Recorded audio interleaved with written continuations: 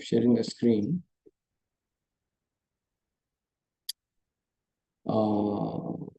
Screen. So,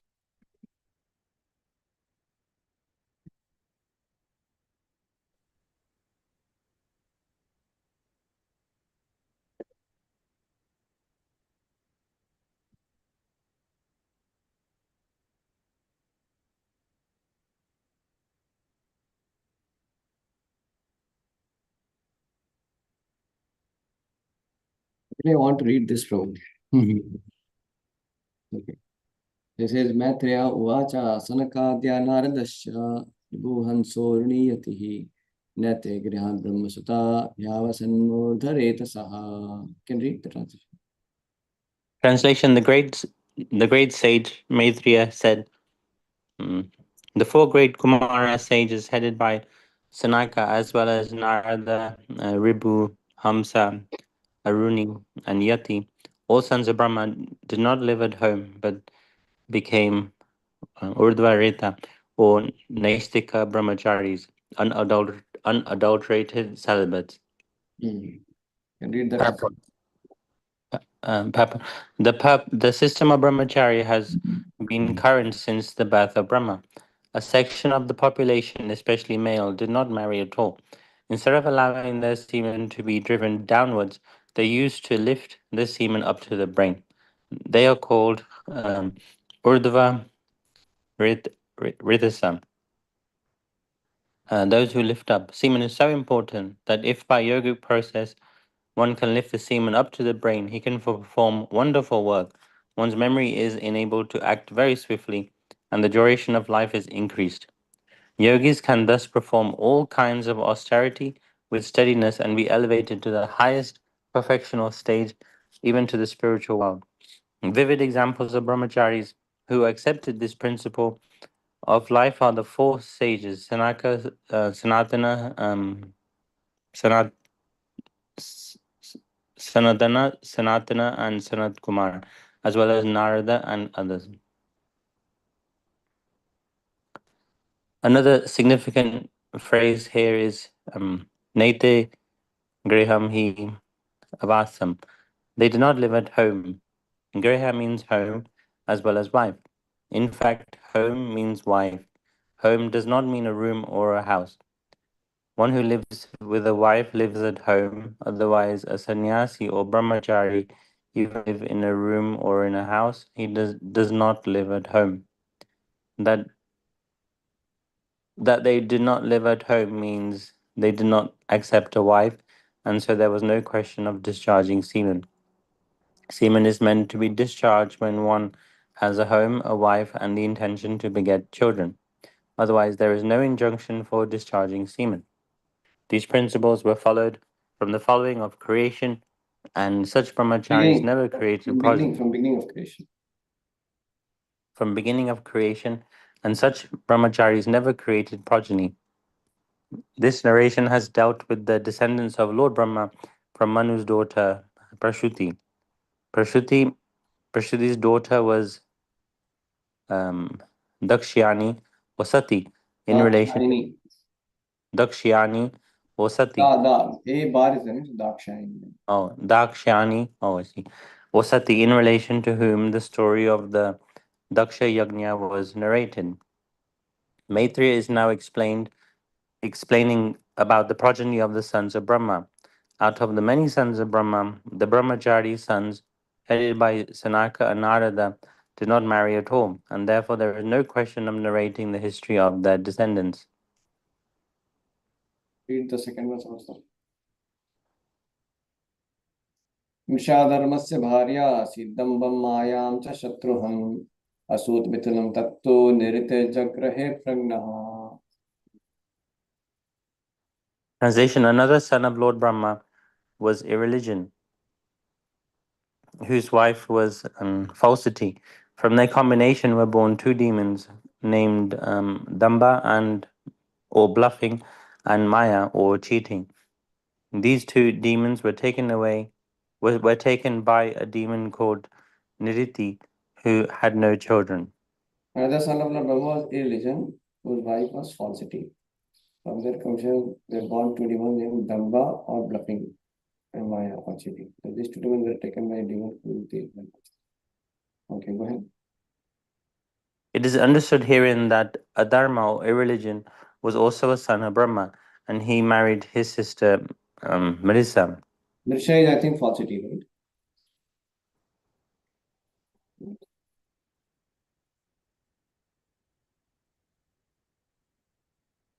I think so. Okay, anyways. Go ahead. This is the beginning of sex life between brother and sister. Hmm? This unnatural combination of sex life can be possible in human society only when there is adharma or irreligion.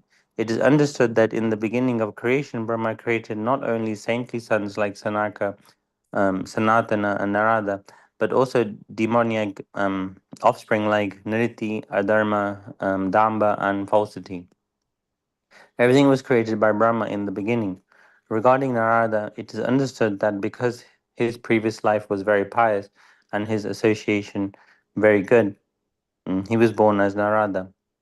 Others were also born in their own capacities according to their backgrounds. The law of karma continues birth.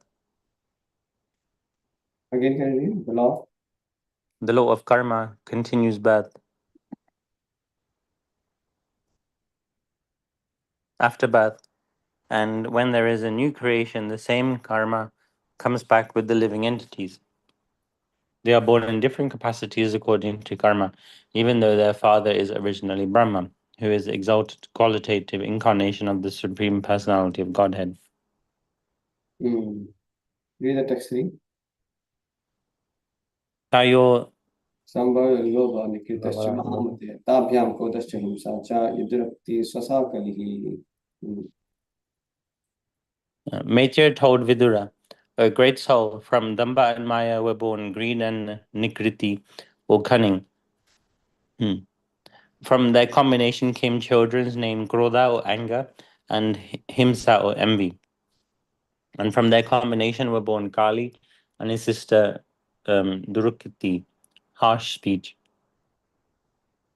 Durukto Kali Radhatta Bhayam Mrityam Cha Sattama Tayosya Vachanam Jagge Yatana Nirayastatha. Translation: O greatest of all good men, by the combination of Kali and harsh speech were born Kali, children. Kali, Kali. Kali. Of Kali and harsh speech were born children named Mrityu or death or Biti or fear. From the combination of Mrityu and Biti came children named Yatana, excessive pain, and Niraya, hell. Hmm. So,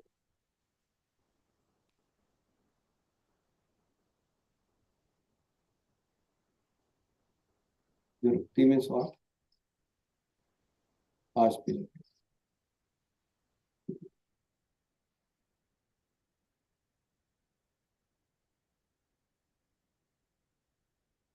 संग्रहेण मयाख्याता प्रतिसर्गस्थलाविनुतः त्रिश्रुत्वेत्तमान् पुण्यं विदुनोत्यात्मनो मनम्. My dear Vidura, I have similarly explained the causes of devastation. One who hears this description 3 times attains piety and washes the sinful contamination from his soul. I have somebody explained the cause of devastation. So these are all adharma devastation will happen with this. The one who hears this description 3 times attains piety and washes the sinful contamination from his soul. The creation takes place on the basis of goodness, but devastation takes place because of irreligion. That is the way of material creation and devastation.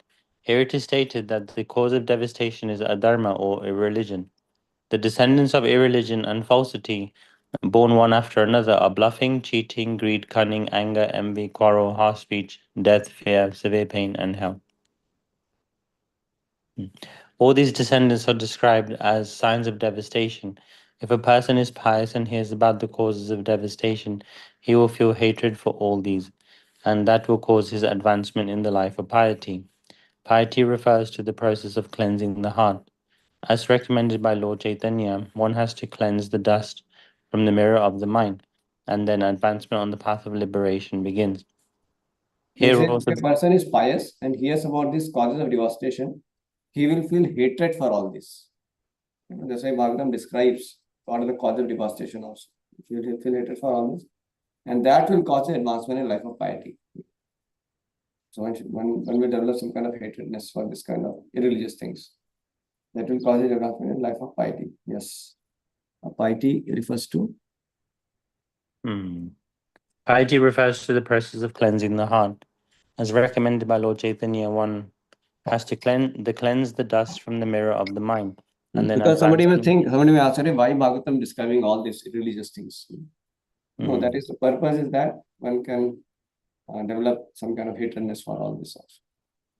Because this is like avidya, this is the path of devastation. So, I yes, see. piety refers Next to level. cleansing the heart. As recommended by Lord Chaitanya, one has to cleanse the dust from the mirror of the mind, and then advancement on the path of liberation begins. Here also the same process is recommended. Malam means contamination. We should learn to despise all the causes of devastation, beginning from irreligion and cheating, and then we shall be able to make advancement in the life of piety. Possibility of attaining Krishna consciousness will be easier, and we should not be subjected to repeated devastation. Present life is repeated birth and death, but if we seek the path of liberation, we may be saved from repeated suffering.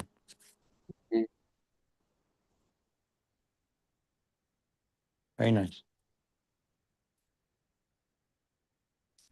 So the whole purpose is to have nice Krishna conscious training, and then we can attain Krishna consciousness, and then we'll not be subject to repeated devastation. So we have to get rid of all the cause of devastation, being from religion and cheating. So from religion and cheating only starts from everything.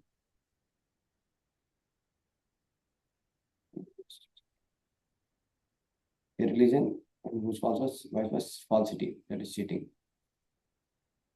I think so.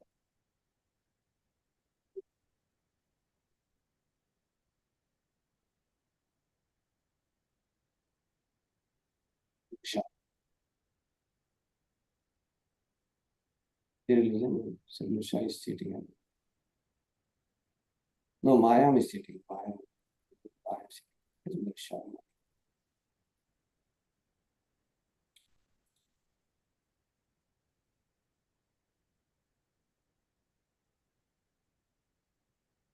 No, no, no. Yeah, Misha is falsity, I think, correct. And Maya cheating is different. Yeah. Misha is falsity.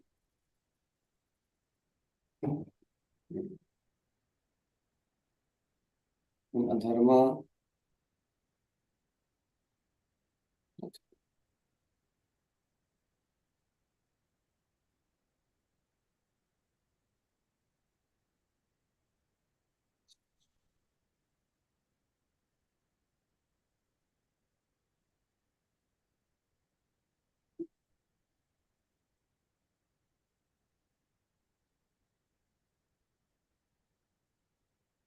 Yeah, religion and cheating. Yeah.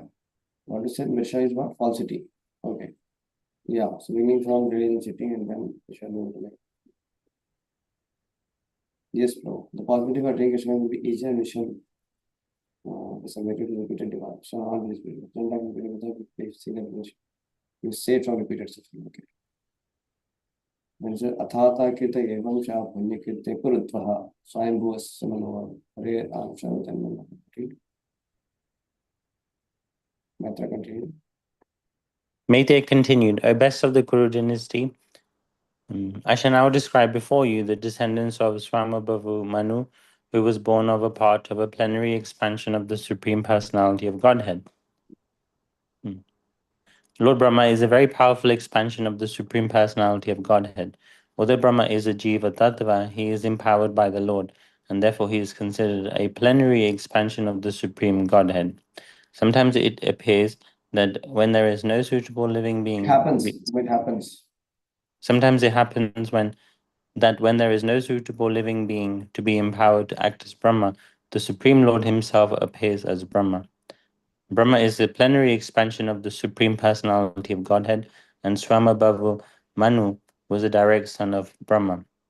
The great sage Maitra is now going to explain about the descendants of this Manu, all of whom are widely celebrated for their pious activities. Before speaking of these pious descendants, Maitra has already described the descendants of impious activities representing anger, envy, unpalatable speech, quarrel, fear, and death. Purposely, therefore, he is next relating the history of the life of Dhruva Maharaj, the most pious king within this universe. Yeah, so now the discussion of Dhruva Maharaj will come. So Brahma also sometimes can be a supreme lord also. His spreading expansion specific order, but sometimes they can be direct lord also. Yeah, Brahma is and Shambhu Manu are the direct son of Brahma.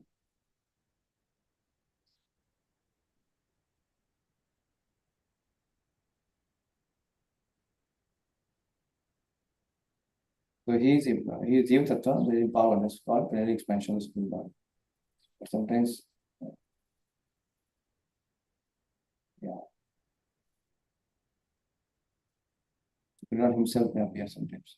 Anyway, so this is the great son method is now going to explain about the descendants of this Manu, Swambhu Manu. The direction Swambhu Manu. So all of them very stable for their past activities. Therefore, speaking of these descendants, Maitreya has already described the descendants of impious activities.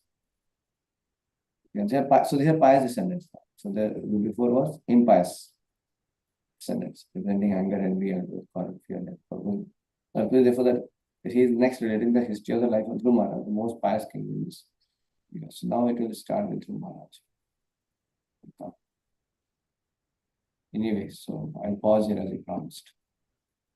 Hare Krishna. Okay. Yeah. No, I had given some series of lectures in Nectar of Instruction. If you both of you get time, you can hear them. It's good. Like some nice verses are there. We're almost reading the whole purport also. So if you get laser time, you can hear that. It is there in Yuva Gurukul channel. Bhakti Shastri NOI session 1 session 2, you find it. Okay, especially verse I think 4. Tadati Pratiganati, that how we should associate with devotees and all. You can try. You can get time.